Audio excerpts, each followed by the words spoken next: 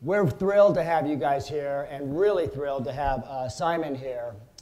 We've actually been fans of Simon as an organization for quite some time, and are really embracing the Start With Why book and the messages in that, because we have a challenge with 5,000 people around the world in 46 offices. Clearly the biggest architectural and design firm in the world, striving to be the best, the thing that people talk about 1,000 years from now. And that's not an easy thing to do. We know, and we've known for a while, that it really comes down to having the best people and then letting them be things that they didn't know that they could be, which is really, I think, a lot about what you are inspired by, Simon, and what you talk about. Our CEOs give a couple of broadcasts every year to the entire firm via the internet. And this is one that they actually, a slide that they put up not that long ago, I think back in June, when they were talking to the entire firm all at the same time. And we have really incorporated this kind of why, how, and what idea, the golden circle that Simon talks about in his last book, to really kind of get at the thing that we all would have in common. And again, 5,000 people all around the world, that's a challenging thing. Very different cultures, very different backgrounds. Some folks are really just designers, others are very sort of technically oriented, some are strategists. So it's hard to find a single thing that everybody just naturally kind of comes here for. So creating a better world through the power of design is kind of the thing that our CEOs are really sort of pushing. And that's very interpretable. And I'd love to actually hear, Simon, how you think about how do you come up with something that is a why that people can all relate to without it being just so, kind of generic. The how, we have guiding principles that we talk about all the time. We have, like I said, 46 offices, very networked around the globe. Practice areas where we have our specialties in different industries, and design synergy, which is our kind of philosophy about kind of everything needs to be integrated from the technical side to the experiential side to the sustainability side, all of that. And what, again, we've got almost 10,000 projects going on in a particular year. The impact that we feel like we have and the responsibility that we have with that around the world is fairly immense. So we've really embraced this book, but we're here to talk about this book. And the first question that I have for you, Simon, is perhaps a little predictable, and that is, with all the success of the Start With Why this book? What is it about this book that drove you to do it in light of the success of the other book? I went to a luncheon, and by good fortune, I had the opportunity to sit next to Baz Luhrmann, the director and designer, and he talked about how he views his work, and I absolutely love the way he describes it. He talked about how he views his work like his children, that when he's involved in a project, he gives absolutely every ounce of energy he has to this project so it'll become something remarkable. And then when it's done, he lets it out into the world, and it goes and does its own thing, and then he moves on to the next project.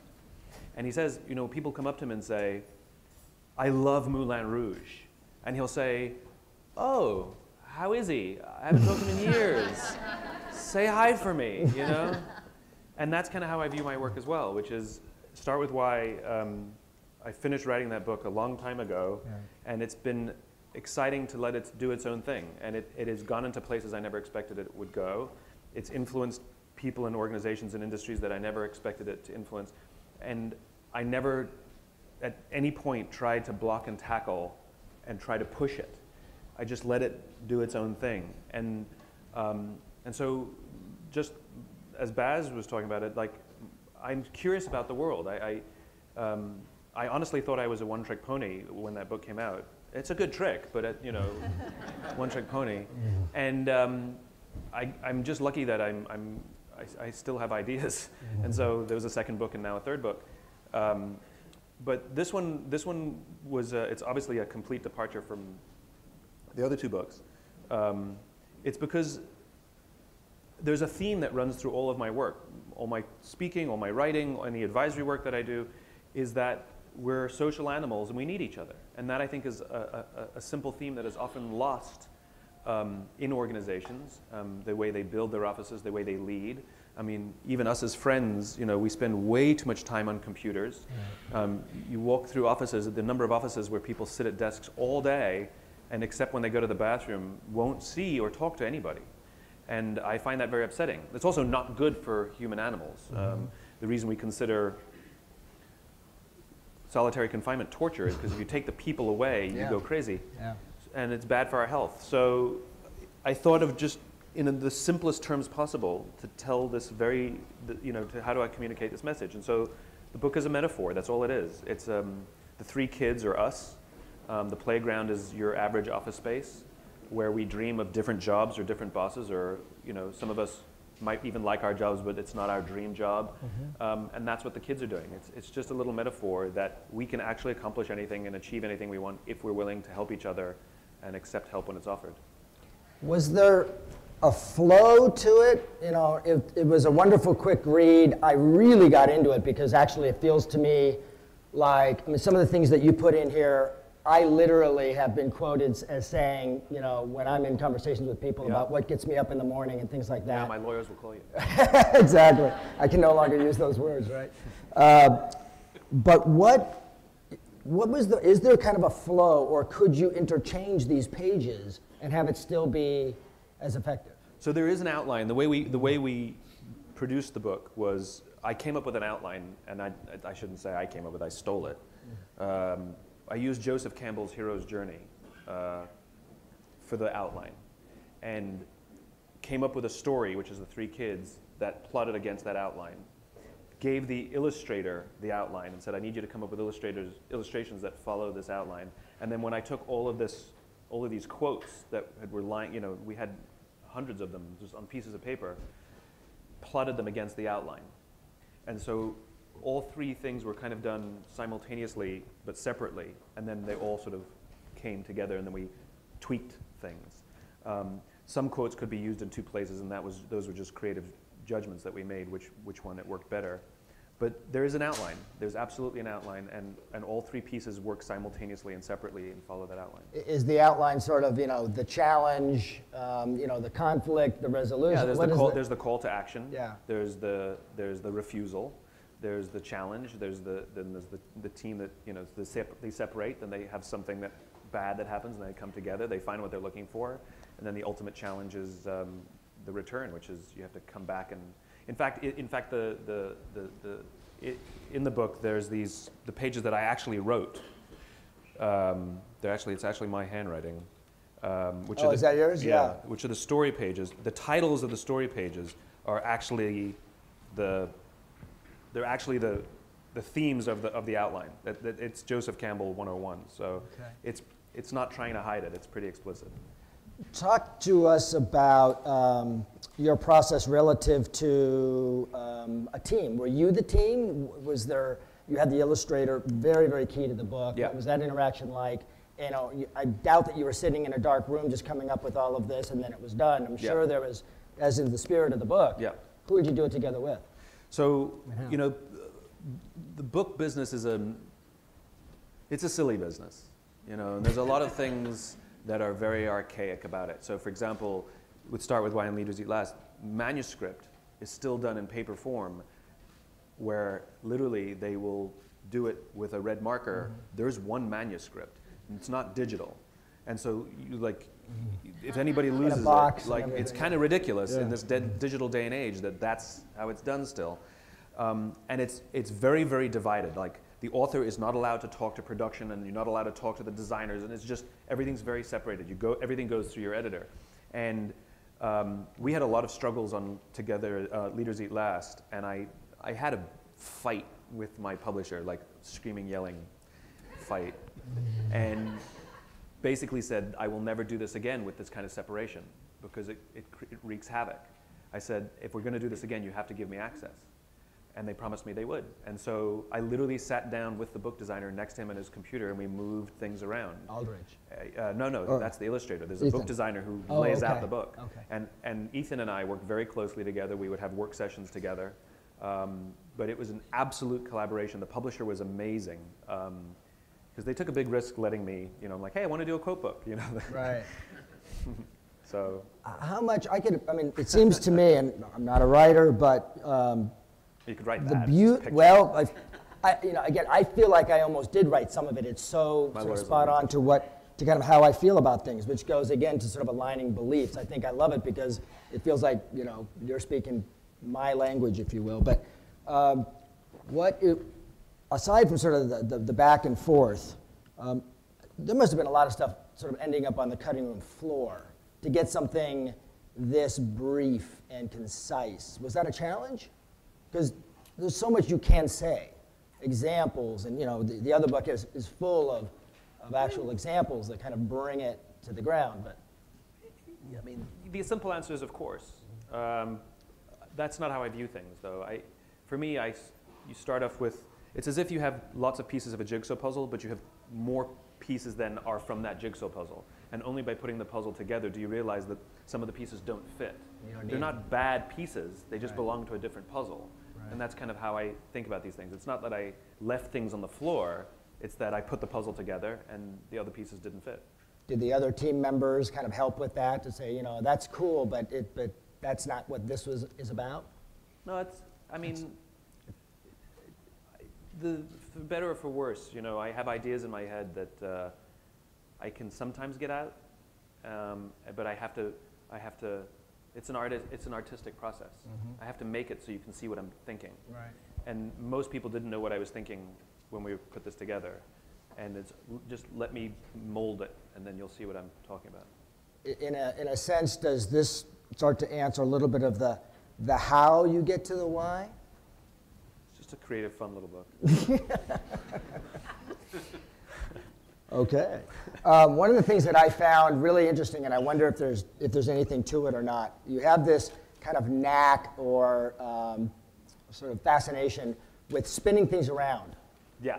So, a strength is really the ability to have a weakness. Right. A leader is not a it's teacher. Not this or that. Yeah. It's a student. It's this irony that kind of comes through over and over and over again. Yes, I do. I appreciate irony a great deal, and I use the word ironic a lot to describe my work in the world. I'm not lost. The irony is not lost on me that I wrote a book called Together is Better and excluded an acknowledgements page.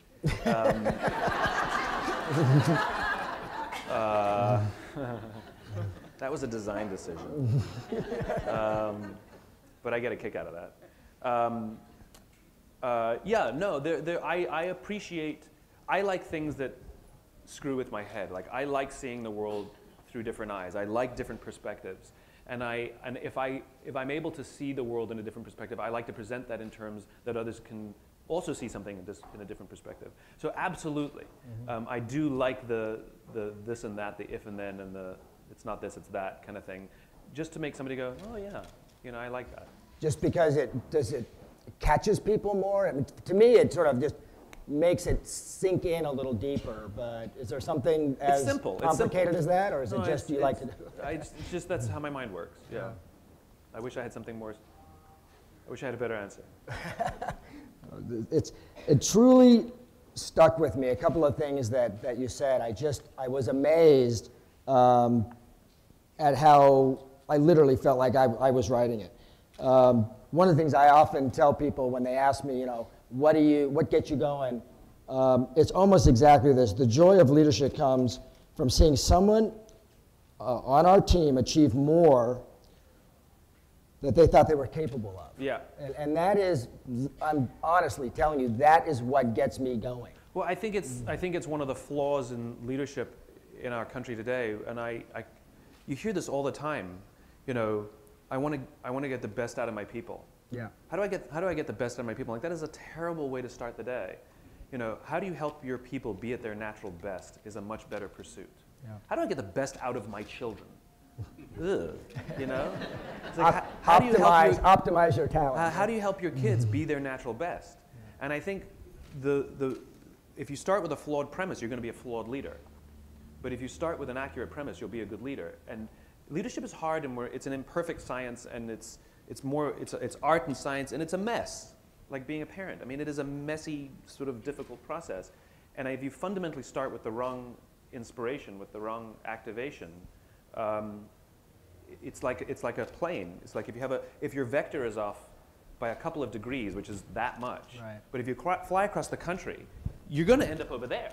Yeah. The further you go, the worse yeah, it is. and so that's the same thing as leadership. If you start with something that's just slightly off, even the definition of the terminology, give it a couple years, you're going to be way, way off. I mean, we're watching it play out on the news right now with Wells Fargo, right? Oh, it's such a nice, folksy company. Well, look what they were doing. They opened 1.5 million fake accounts. And then they scaled it up. Yeah. And they scaled it up. That doesn't happen overnight. That took time for that vector. And nobody said, hey guys, we're off course. In other words, they had multiple opportunities to make a correction, but waited until they got caught. Yeah. If it's egregious. Yeah. And so there's fundamental flaws in how we in America view the concept of leadership, which is why we have so many fundamentally flawed leaders. Not bad people, bad leaders. Mm-hmm. And partially, it's because nobody teaches us how to be leaders. You know, when we're very, very junior, the only thing we really have to do is be good at our jobs. And some people will go and get education in how to be really good at their jobs. Architects. Mm-hmm. You'll go get a degree so that you can be good at your job, right? And if you're really good, they'll promote you. And eventually you'll get promoted to a position where you're now responsible for the people who do the job you used to do. But nobody teaches us how to do that. Right. And then we expect results, right? And that's the equivalent of putting someone in front of a machine, not showing them how to use the machine, and demanding that they get results from the machine. Yeah. And so, of course, we get managers and not leaders, because I actually do know how to do your job better than you. That's what got me promoted.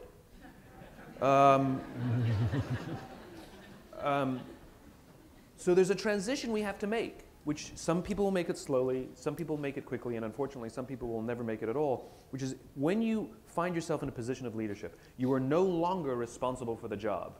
You are now responsible for the people who are responsible for the job. There's not a CEO on the planet who's responsible for the results. The CEO is responsible for the people who are responsible for the results.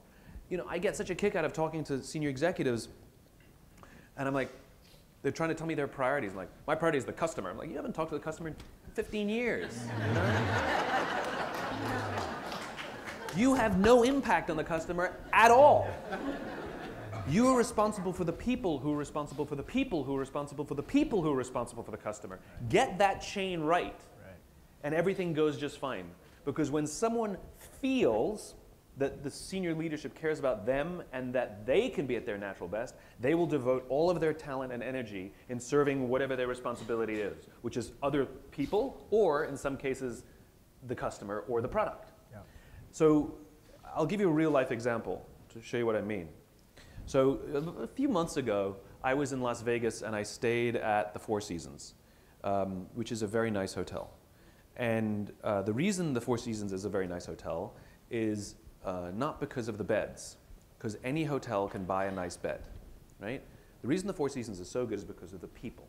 Because when you walk down the hall, they say hello, and you feel that they actually mean it. They're really great.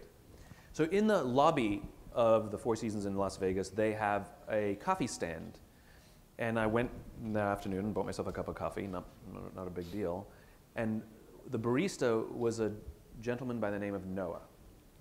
And Noah was amazing. He was charming, he was funny, he made me feel like I was a human being. Just a spectacular guy. And so as is my nature, I asked him, do you like your job? And Noah responded without missing a beat, I love my job. And I asked Noah, what is it that the Four Seasons is doing that would make you say to me, I love my job? And again, without missing a beat, he said, multiple times throughout the day, managers will walk past me and ask me how I'm doing, if there's anything I need. He says, not just my manager, any manager, right? Then magic happened. And then Noah says, I also work at Caesar's Palace. And at Caesar's Palace, the managers walk around to make sure we're doing everything right and catch us if we do something wrong.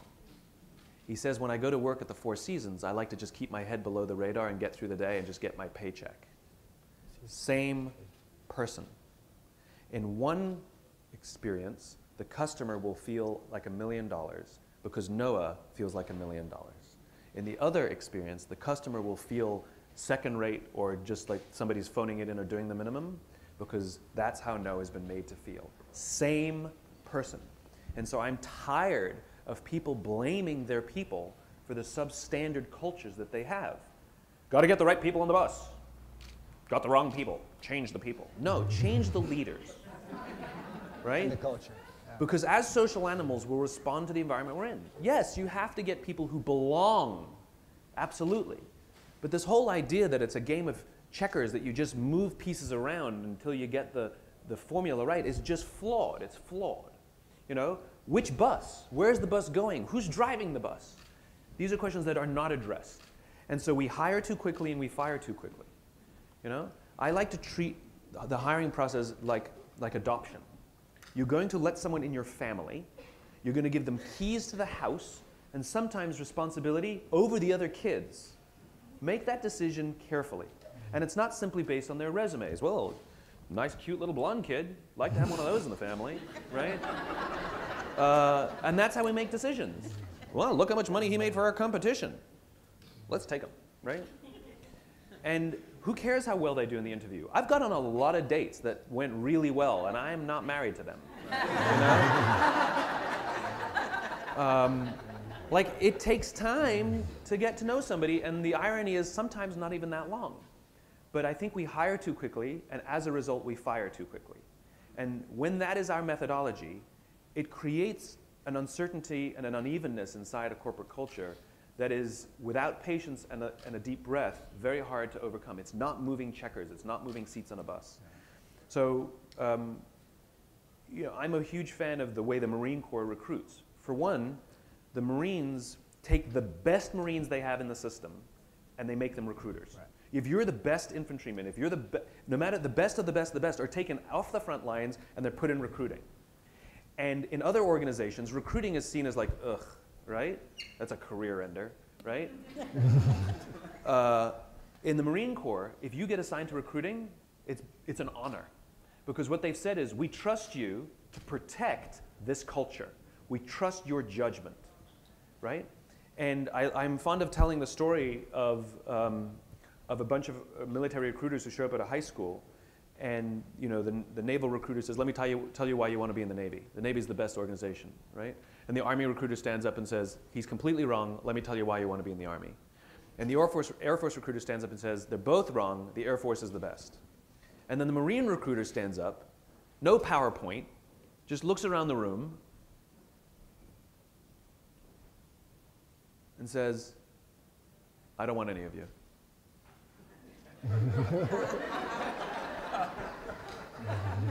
He says, you have to understand the Marine Corps is the most difficult thing you will ever do in your life. It'll challenge you physically and emotionally.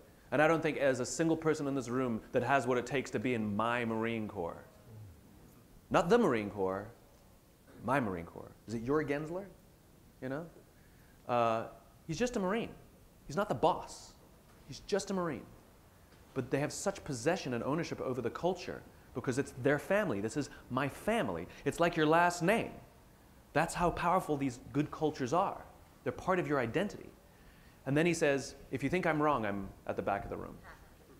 The only people who came up to see him were people who thought what he said was cool, was good. In other words, they're screening very, very carefully to make sure that they get people who belong.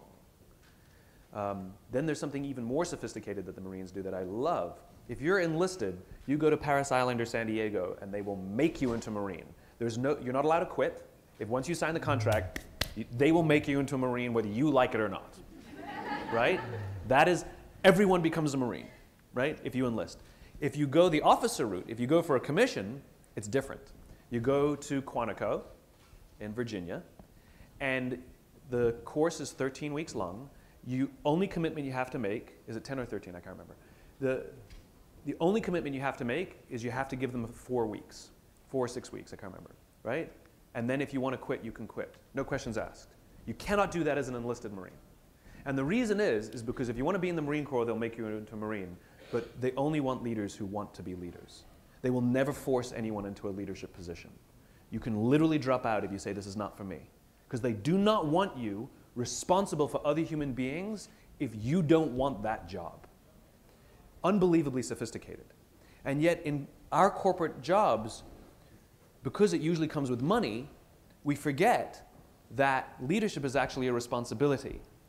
Leadership is like parenting, which is everyone in the world has the capacity to be a parent. It doesn't mean everybody should be a parent, and it doesn't mean everybody wants to be a parent. But we can all do it if we want, right? Leadership is the same. We all have the capacity for leadership. It doesn't mean we all should, and it doesn't mean we all want to. But unfortunately, because we don't teach the competency and skill of leadership, it's not some natural born thing. It is a practicable, learnable skill like anything else.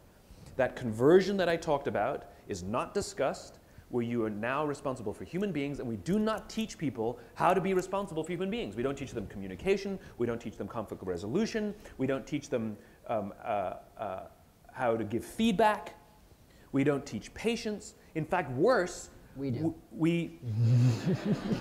On a whole, of course there are good examples. We don't teach these things, and so then we're surprised that we have companies that open bank accounts without their customers. Like, there's no shock there for me. I'm just like, yep, yes, you know? But talk to me about stretching, because I have been stretched in my career and put into roles where I actually said, can I say no? And the answer was no. And then I ended up doing really well, frankly, by my account and others, I think. But you know, I totally agree. At some point, you shouldn't be doing something you don't want to be doing. Sure. But I do believe in stretching people to do more than they thought they could do, as you say. Sure. So there's a difference between being pushed and stressed and stretched in your competency. Like, if you tell me I have to be an accountant, it ain't going to go well. Right. Me too. And my passion will disappear, you know? No, stretching is different. The reason we can stretch people is if they work in an environment where they feel that they can fall.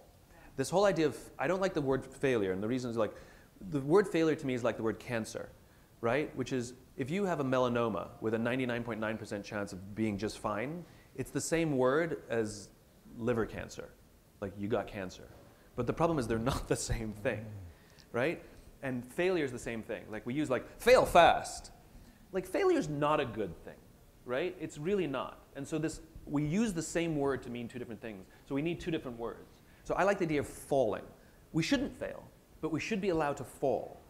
We say, good fall, try again. And you can be stretched if you work in an environment that allows you to fall. The problem is, in this predominantly quarterly or annually driven world, the opportunity to fall is all but gone. And now there's the fear that if I fall, I'm now on a list. Yep. I'm at risk, right? So you cannot stretch people or push people to achieve more than they thought they were capable of until the culture fosters falling.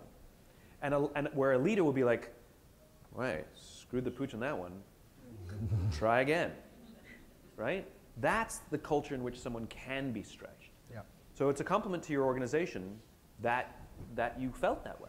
Because a lot of people, unfortunately, go to work, and when that appears, they will take a safe road or do what, like Noah over at Caesar's palace, not because they're not good people or don't want to be pushed, but the culture doesn't allow for it. It's a difficult thing to institutionalize or operationalize. It comes down to the people that are giving those people the opportunities to fall. If that person doesn't have the courage to say, I got your back, and I'll be right there when you fall, then that doesn't work. Yeah. And it comes down to individuals. Yeah, no, it comes down to good leadership, 100%.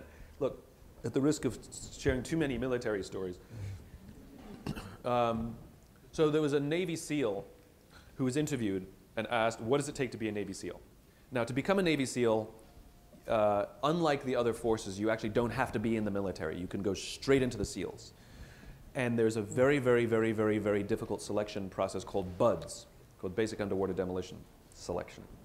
And that's where I'm sure you've seen things on the news, they're lifting telephone poles and sitting in cold water, and it's horrible, and it's not for everyone. And the SEAL was asked, who makes it through BUDS? Who's capable of, what kind of person becomes a SEAL? And he said, I can't tell you the kind of person that makes it through BUDS, but I can tell you the kind of person that doesn't make it through BUDS. He says, The guys with huge muscles, covered in tattoos, who want to prove to everybody how strong they are, none of those guys make it through. He says the preening leaders who like to delegate everything, none of those guys make it through. He says the star college athletes who've never really been tested to the core of their capabilities, none of those guys make it through. He says some of the guys who make it are skinny and scrawny. He says some of the guys who make it, you'll see them actually shivering out of fear. He says, but every single guy that makes it through BUD/S, when they're absolutely emotionally exhausted, when they're absolutely physically spent, when they've got nothing physically or emotionally to give, somehow, some way, they're able to dig down deep inside of themselves to find the energy to help the guy next to them. Those are the ones that make it through BUD/S. In other words, our most elite warriors on the planet are not necessarily the strongest, not necessarily the fastest. They are the most elite because they have a capacity for caring for the guy to the left and for the guy to the right more than anybody else. And that's what makes them the most elite warriors on the planet. We think it's about capacity and metrics and capability and performance, and it's not. That is important second. In fact, one of the guys on SEAL Team 6 showed me this. There's about 2,500 people in the regular SEALs. There's about 300 guys on SEAL Team 6. So it really is the best, the best, the best, the best. And when they're trying to evaluate whether to put somebody on SEAL Team 6 or not, they will look at a graph of performance and trust. Of course, nobody wants this person, the low performer of low trust, of course, right? Of course, everybody wants this person, the high performer of high trust, of course, of course. What they learned is that this person here on the top left quadrant, the person who's a high performer of low trust, that's a toxic leader. They would rather have a medium performer of high trust, sometimes even a low performer of high trust, it's a relative scale, over the high performer of low trust. The problem is, in corporate America, we have a million metrics to measure someone's performance, and we have negligible to no metrics to measure someone's trustworthiness. We don't measure it. And so we promote, sometimes well-intentioned, good people, high performers, into responsibility, into leadership responsibility, who care not about others, but by themselves. We literally accidentally destroy our own organizations because we have a flawed measurement system. There's nothing wrong with measuring performance. If you have to measure performance, it's just unbalanced. You only have half a metric. Exactly, you don't have the right metrics. That's right. It's like measuring a person because of the way, it's like choosing to marry somebody because of the way they look, not by who they are. I mean, this is Los Angeles. I mean, that's enough. Oh, easy. New York is so different. Yeah, it's a little better. I've been to restaurants in LA. I've seen it. The point is, here's the joke. It is unbelievably easy to assess the trust inside an organization. That's the joke, right? Go to any team and ask them who's the asshole, and they will all point to the same person, right? It's unbelievably easy. But the problem is all of our evaluations are top down. We ask, it's our one boss who evaluates the whole team, so we all work for the approval of one person, as opposed to asking the team, who do you trust? Because if you also ask them, who do you trust more than anybody else on the team, who do you know has your back, everyone will also point to the same person, and it may not be your highest performer, but it'll probably be your best leader. And we don't ask that question. We do a terrible job in most companies of peer review, instead of, in addition to, the traditional evaluations. Because those peer reviews immediately identify and highlight both the rotten eggs, and that doesn't mean they get fired, it means they get coached. They may not have the skill set, because we've already established that most companies do a substandard job of training or teaching leadership. We rely on like the 3-day seminar, you bring in a couple of famous speakers, like everybody's a leader, right? Played a round of golf, heard the speakers. We have one in 2 weeks. Yeah. I got to rewrite the agenda right now. Leadership offsite, right. But that's important. It's important. It goes to the point of balance again, right? It's about consistency and intensity, right? And the problem is we rely too much on intensity and we forget about consistency. The problem with intensity is it doesn't work for long-term things. So, for example, You cannot get into shape by going to the gym for 9 hours. Doesn't work. But if you work out every single day for 20 minutes, you'll get into shape. Like brushing your teeth, right? Intensity is going to the dentist twice a year, right? But if that's all you do, your teeth will fall out. Right? But you have to brush your teeth for 2 minutes in the morning and 2 minutes in the evening. But I can't measure the efficacy of that on a daily basis. I only know that I have to keep doing it. That's all I know. Where I can easily measure the efficacy of intensity. I know exactly the time I'm going to the dentist. I know exactly the date I'm going to the dentist. I know I'm going to be there about an hour, and I will be able to measure and see the results. My teeth feel good, and I'm all pearly. So that's the reason we rely excessively on intense experiences, like seminars and things like that, is because they're easily measured. Everybody shows up, we know the day, we know the time, and at the end we do all the evals. Was this valuable to a career? 9 out of 10. Successful, right? The problem is, what about the consistency? Yeah. What about the brushing your teeth every day? And the big struggle that I have in my world is the practice of leadership is not only an intensity thing, that's why I write books and give talks, but it's also a consistency thing. And the consistency part is much harder to measure. How long does it take to become a leader? I don't know. I don't know. How long does it take to fall in love? How long does it take to make a friend? How long does it take to get into shape? I don't know. I just know the things you have to do on a daily basis, and if you stick to them, it will work, it will work, it will work. I don't know how long it takes. And that's the reason we don't do it. It's a hard thing to measure. It's a little bit ethereal. The other thing that we, I think, struggle with, it's easy to say, what did you do? What did you accomplish? What did you win an award for? And our PDPs, our professional development programs, they do a lot of that. We try to get a little bit in what did your teams do? What did your groups do? But that's a really tough thing to measure. And it's a really tough thing for people to just get out of the habit of trying to take credit for something that, even a little bit of credit for something that a lot of people worked on. How do you deal with that? What do you tell people?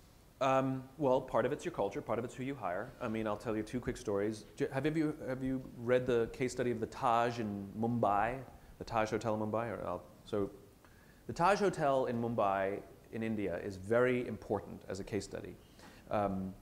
And it came to a head when they had their terrorist attacks a few years ago, where gunmen entered hotels and just started shooting randomly. What happened at the Taj was that many of their employees managed to get out safely, and then they ran back into the hotel to save the guests. And they formed human chains. I'm going to cry. They formed human chains so that the guests could run behind them. Wow. And some of them lost their lives as a result. Where does that come from, right? And so the Taj actually had a very, very, very sophisticated culture. And they were very prescriptive in how they built their culture. One, they never hired executives from top business schools. They hired only from second-tier business schools on purpose. Scrappy ones. Because their argument was the people from top-tier business schools are in it for themselves. With the second-tier business schools, they understand they got to help each other. They prefer to hire their frontline public-facing jobs from poor neighborhoods, because poor people know the value of helping each other, right? In America too, poor neighborhoods, people raise each other's kids and watch each other's kids on the street. Rich neighborhoods, you see your neighbor because their branches are over my fence, right? These aren't jokes. Sad but true. And so they hired specifically from poor neighborhoods because poor people inherently understand the value of taking care of each other. And that's the culture that resulted. So when I was teaching at Columbia, the first year I was there, I did a group project at the end of the year. I like to do group team projects as my final thing. And I put together my teams, because I put together the teams, how I thought would make it fair. And what I did was cross sections. So I took all my best students and sprinkled them across 3 or 4 teams. I took my worst students and I sprinkled them across teams. And I took my middle students and I sprinkled, and I had these little cross sections of my class. And I went and presented this to the administration, to the faculty, my boss basically, and they said, that's not how you do it. That's not how education works. And so I went back and rejiggered the teams. I put all my best students on one team. I put all my worst students on one team, and then I put everybody else sort of just evenly distributed. And I remember when I read out the teams to the class, and I read all the best students' names, literally the whole class went, come on. like I was like, setting them up, you know? Here's what happened. I did this for years, right? My dream teams never, ever came in first, ever. It never happened, not a once, right? And the most problems that I had, the dream teams. Only they would come and complain to me, I'm doing all the work and they're not pulling their weight, meh, meh, meh, meh, meh, you know? And if we're getting a group grade, it's unfair because they're going to get a value of my, right? I know. It's called life. It sucks, right? But the reason is, and James Surowiecki has written about this in the book, The Wisdom of Crowds, dream teams generally show up for themselves.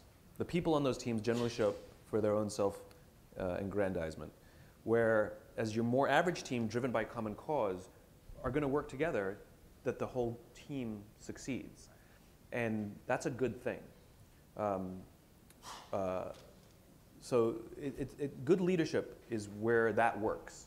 And so I think when we have substandard leadership, we patch the holes.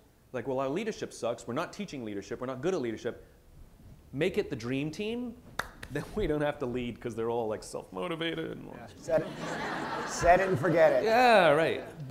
And that is great. You know, if only we could all adopt, 17-year-olds and skip the first 16 years. It's a perfectly legitimate strategy for having children. But that's how we treat leadership. We choose to skip the hard work of leadership, and the short circuits get short-circuited. I mean, when you look for shortcuts, I mean, you know this as architects. If you do things on the cheap, it will break. Yep. Maybe not immediately, but it will break. Yep, It'll look pretty. Yep. You'll get awards. The client will love it, but it will break. Yep. And it's the same thing. We've put a lot of lipstick on a lot of pigs. Yep. I want to give time to the audience to ask you some questions. Yeah, so, let's do it. I'll come over with the microphone. Just for those of you who are new to Live Talks Los Angeles, questions at Live Talks Los Angeles start with a W or an H, sometimes a D. They are typically short. There is no such thing as a two-part question, and only John gets to ask follow-up questions. Those are the rules. You have a question?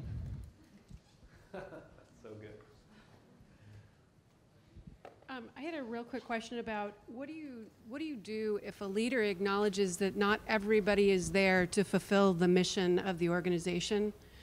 If we have a very well-defined mission statement that's very full of passion, and you have the leader himself saying, I know not everybody's in it for this reason. Right. What do you do as somebody else who is... When you're in the middle? Yeah. So I can give two-part answers, right? Yeah. All right. So let's not address the question first. It's a Robert McNamara thing. Don't answer the question you were asked, answer the question you wish you were asked. Anyway, first of all is the actual leadership, that they can actually recognize that, which is there has to be accountability. They hired them, right? And so you either, it might be that they're in the wrong place. It might be that maybe the mission is not as clear as they think it is. Or maybe they actually hired a bad fit. They hired for the wrong reasons. They hired for performance or whatever, and they hired for the wrong reasons. First, we have to coach. First, we have to give people every opportunity to come on board. And if they really don't want to, usually what we do when we let people go is we destroy their self-confidence on the way out. You're no good. You don't fit. There's no room for you here. Your performance is down. I'm sorry, there's no job for you. And then they're going to have to pick up their lives. It's awful what we do. We can let people go with dignity. We can say to them, listen, you're smart, you're amazing, but we know that you would be a better fit somewhere else because we see it, and if we see it, we know you feel it. So let us help you find somewhere where you're going to thrive, and you'll do well, and that's what we want. And we can lift somebody up when we let them go. So that's one is accountability, which is we hire the wrong people and be like, you suck, get out. But we hired them, so there's got to be accountability. That's number one. Now to actually answer your question, right? Which is, don't worry about the people you can't influence. Don't worry about the things you cannot control. Take care of the things you can control. I'm a complete devotee to the law of diffusion of innovations. To me, it's religion, right? Don't worry about the masses. Worry about the early adopters. Worry about the believers. Worry about the people who do fit. Literally, don't worry about the others. There will always be people who don't belong, And my rule is, and I say this publicly when I go to companies, which is, if you don't belong, I'm okay with that. Come to the office, do your work, cash your paychecks. Just stay out of the way. Just don't get in the way of the rest of us, and we will leave you alone. Because if you start getting in the way and fighting, now we got a problem, right? So I'm okay if they want to be deadwood, and sometimes they're not even deadwood. They just do their thing. They're just not believers. There's no problem with that as long as they do their own thing, right? So you worry about the people you can influence. You worry about the people who do belong. You give them tools, you give them access, you give them everything. And eventually, the people who you thought didn't belong sometimes will surprise us because they see the advantages of belonging.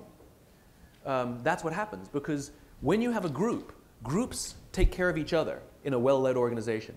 And people who think they're too good for the group, or people who are weak, the group will organically ostracize.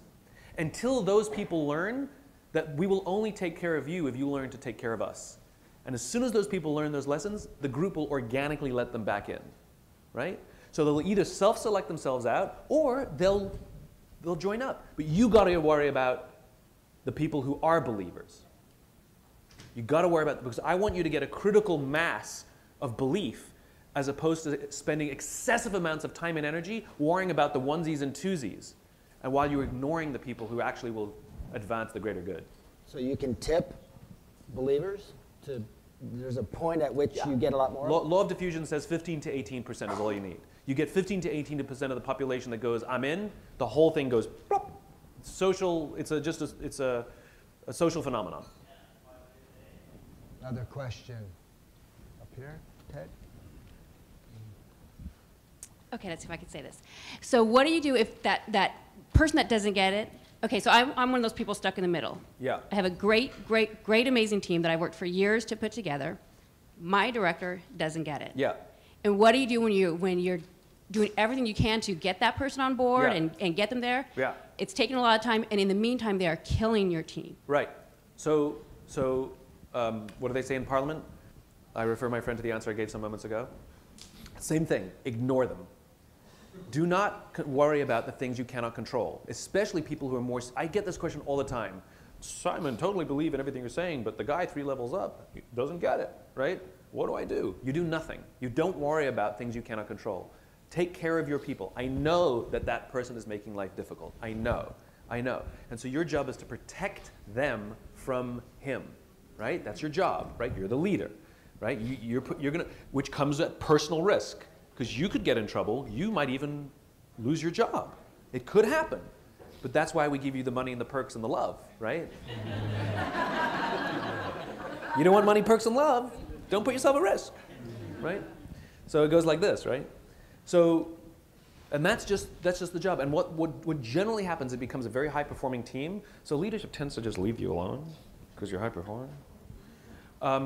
Or in worst-case scenarios, and I've seen this happen, that leader actually gets axed. And you know what happens? The whole team goes with them, right? Because as my friend Jeff Rothstein told me, in good economies or bad economies, good people can always find a job. It's bad people that will struggle to find jobs in bad economies, right? And in good economies, companies are forced to get their second, third, fourth choice. So good people will always land on their feet, right? So you'll land on your feet. You'll go somewhere. And you'll be surprised when wherever you land, they say, we need somebody, you're going to pick up the phone, you'll be like, eh? And you're like, you know? So have a long view on these things, which is you are there to advance the greater good inside and outside of this company, whether you choose to stay or leave, or whether they choose for you to stay and leave. If they know, it happens all the time too, that a senior leader who is insecure about their leadership capability, instead of saying, we got a fantastic, fantastic middle manager here, they're going to go, I'm threatened by you, I want you out. It can happen. It can happen. And you know what I say? Good. Their loss. You will land somewhere that loves you and takes care of you and gives you a bigger team, and you're like, why did I never make this change earlier? Right?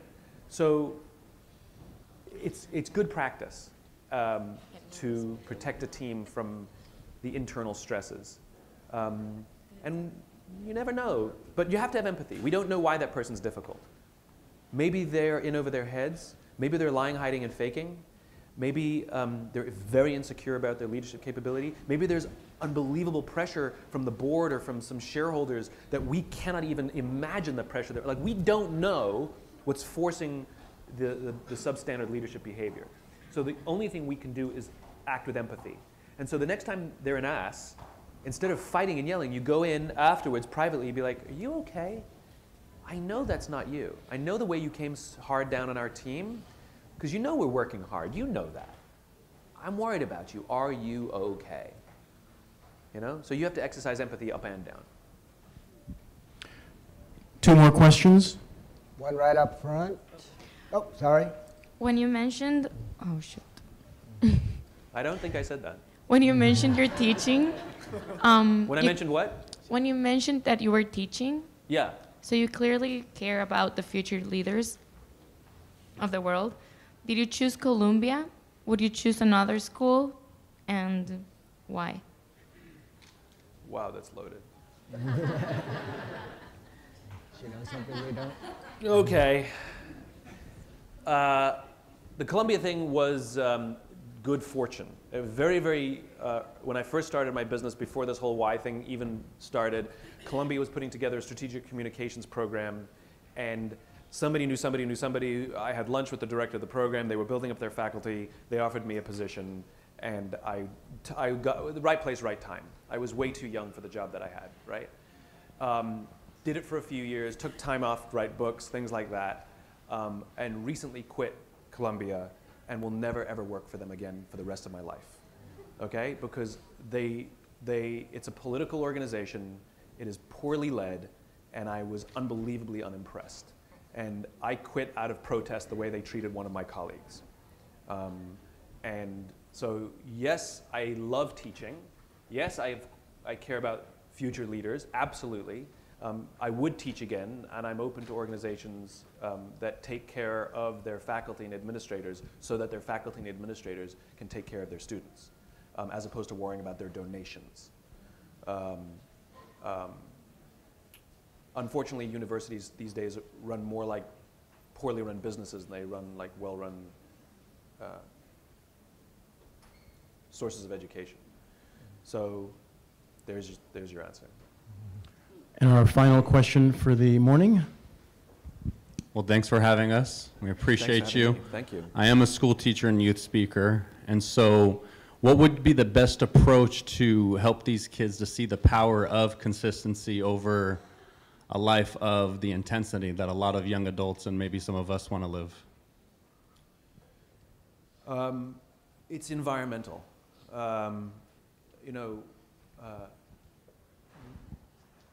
Because this young generation seems to confound the older generation, what we're doing is asking them what they want. So companies are going to their millennials and saying, what do you want? We want free food and bean bags, right?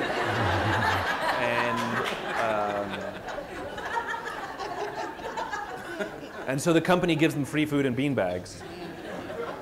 And it's the same. Nothing changes. So that's like asking your kids what they want. The answer is going to be ice cream, right? So you can't let the inmates run the asylum. I think that it's environmental, and we let young people get away with too much. And I don't mean that in a mean way. I mean that as an indictment on leaders. So let me do the quick breakdown. So I think millennials are misunderstood, and even I got this question just as an aside. You know, what do I do with my Gen Y employees, my Gen Z employees? I'm struggling with my Gen Z employees. I'm like, Gen Z was born in 2004. So if you're hiring 12 and 14-year-olds, that's against the law. And I'm not going to give you any leadership advice. Anyway, approximately 1984 to 2004 is your Gen Y millennial generation. I think they're misunderstood. They're accused of being entitled or narcissistic or lazy or any of the other words that we use to describe them. And if you've worked with them, it certainly seems that way. But I think they're incredibly misunderstood, and I don't think we understand the lot that they've been dealt. They've been dealt a bad hand. Let me break it down. So I've broken it down to sort of 4 pieces. It's parenting, technology, impatience, and environment. All right, so parenting. Too many of this young working generation were subject to a failed parenting strategy. They were told as they were growing up that they were special. They were told that they can have whatever they want just because they want it. Many of them got into honors classes not because they deserved it, but because their parents complained. Many of them got A's not because they earned them, but because their teachers didn't want to deal with the parents. Many of them were given participation ribbons. In other words, they got medals for coming in last. Right? And we know the science on that is very clear. What it does is it devalues the medals of the people who actually do work hard, and it actually causes humiliation and embarrassment for the people who know that they didn't work hard and they know they didn't deserve it, and so you actually make it worse. Right? So we know that. And what ends up happening is they have a warped sense of self and the realities of the world. And then when they graduate school and they go get a job, and in an instant, they find out that they're not special, their parents can't get them a promotion, you can't have whatever you want just because you want it, and yeah, you get nothing for coming in last, right? And their entire self-image is completely shattered, like in an instant. And so what ends up happening is you have a young working generation that is actually growing up with lower self-esteem than previous generations. And remember, this is a Facebook, Instagram, Snapchat world where filters reign, and presenting our lives as we want people to think we are living, not as we actually are living. You know, everybody's vacations look better than mine, and everybody's friends are better looking than mine, right? And everybody's weekends are amazing. And so what ends up happening is they are extremely good at the filter. They're extremely good at presenting self-confidence. They all sound like they know what they want, that this is what you need to do, it's all about this, it's all about that. And the reality is it's just not there. It's a filter, right? You have a young generation growing up with lower self-esteem than previous generations, right? So we have to consider that, number 1. So number 2 is technology. Almost every alcoholic on the planet discovered alcohol when they were teenagers. When we're very, very young, the only approval we need is the approval of our parents. As we go through adolescence, we make this transition where we now seek the approval of our peers. Very frustrating for our parents, but very important for the rest of us because it allows us to acculturate beyond our immediate families into the greater tribe, right? In this time of high anxiety, we're supposed to learn to rely on our friends. That's what's supposed to happen. Some people, quite by accident, discover the numbing effects of alcohol. There's a chemical in alcohol called dopamine that's what makes us feel good, right? It's the same chemical in cigarettes, it's the same chemical when we gamble, right? And they accidentally discover alcohol, and they find out that alcohol numbs the stress and anxiety of adolescence. Unfortunately, this connection becomes hardwired, and for the rest of their lives, when they suffer any kind of extreme stress, they do not turn to a person, they turn to the bottle, right? All alcoholics drink for a finite number of reasons: social stress, financial stress, career stress, right? We know that social media and cell phones releases dopamine. That's why we crave the bing, buzz, flash, and the beep. That's why when you're feeling a little bit down, you send out 10 texts. Hi, hi, hi, hi, hi. And you just want somebody to write back because it makes you feel good, right? We know that the dopamine is released, the same chemical as alcohol, nicotine, and gambling, from social media and cell phones. We know that. We have age restrictions on alcohol, cigarettes, and gambling, and we have no age restrictions on social media and cell phones.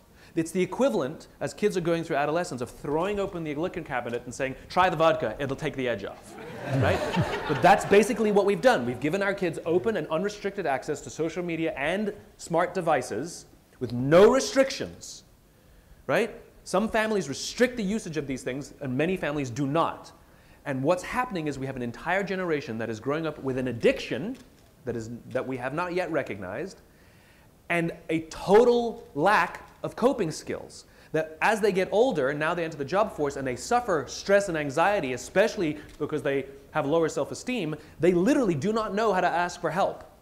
We say things like, oh, my door is always open, assuming that they have the courage to walk through, which they do not, right? We know that the lack of coping skills is having an impact on their generation. Suicide is up in their generation. Accidental deaths due to drug overdoses is up in their generation. Depression is way up in their generation. Universities are struggling with something they've never struggled with before. It's epidemic, and we're not talking about it, of the number of kids who are requesting leaves of absence due to depression. It is universal in this generation where you see the lack of coping mechanisms. And the problem is we're solving it by prescribing pills.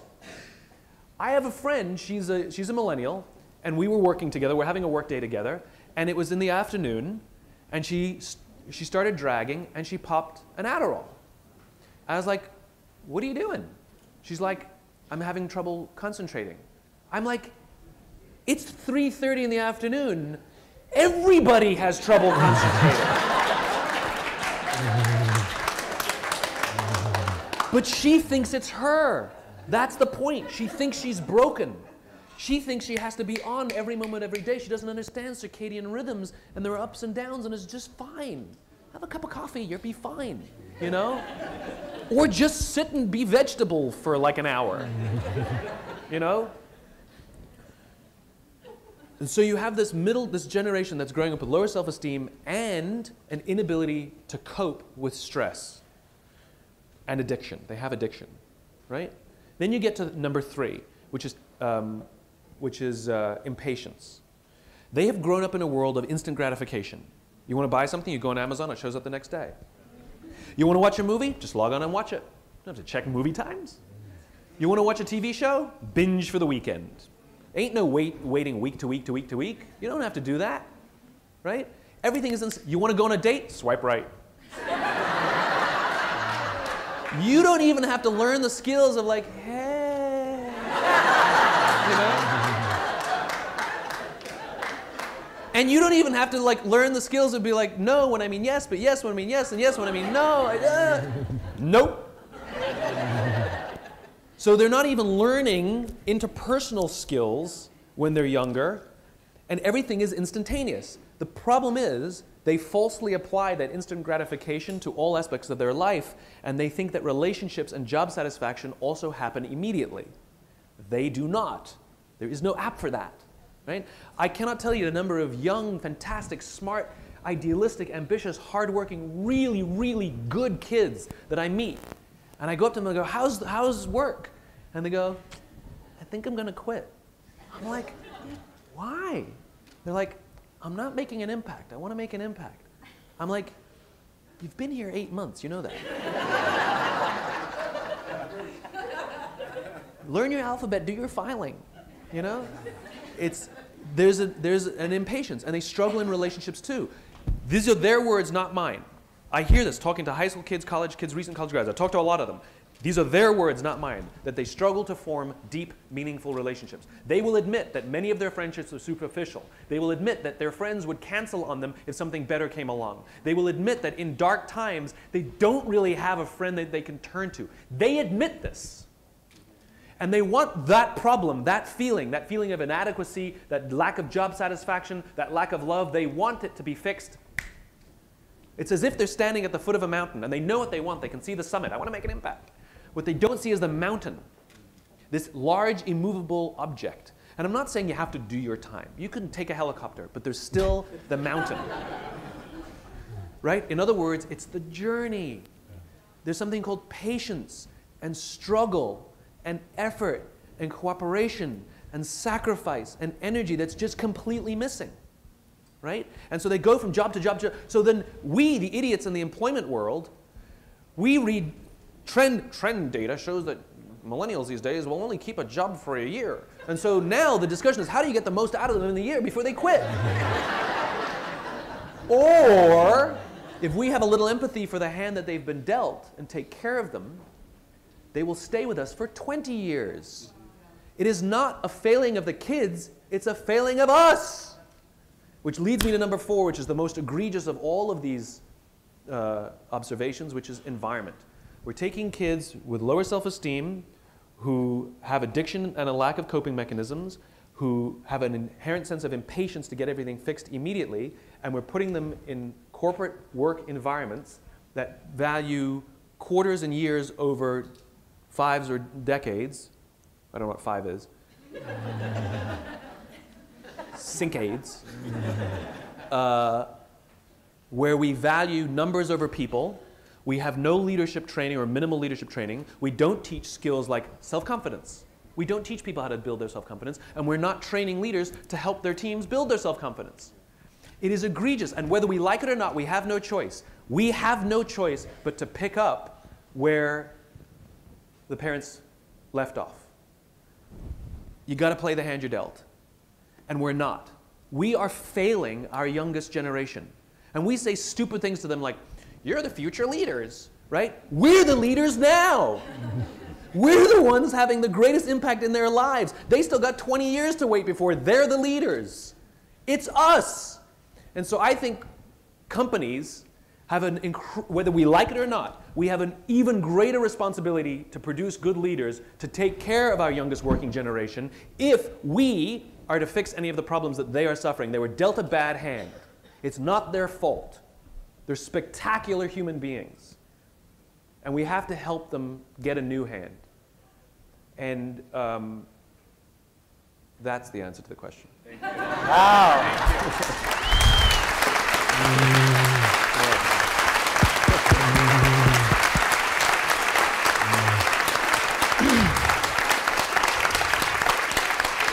Should have opened it up to everybody earlier. Wow. Simon, thank you for writing this book. You're welcome. It's incredible. Thank you, everybody, for coming. This is terrific. Really, Thanks. really appreciate it. Thanks for having me.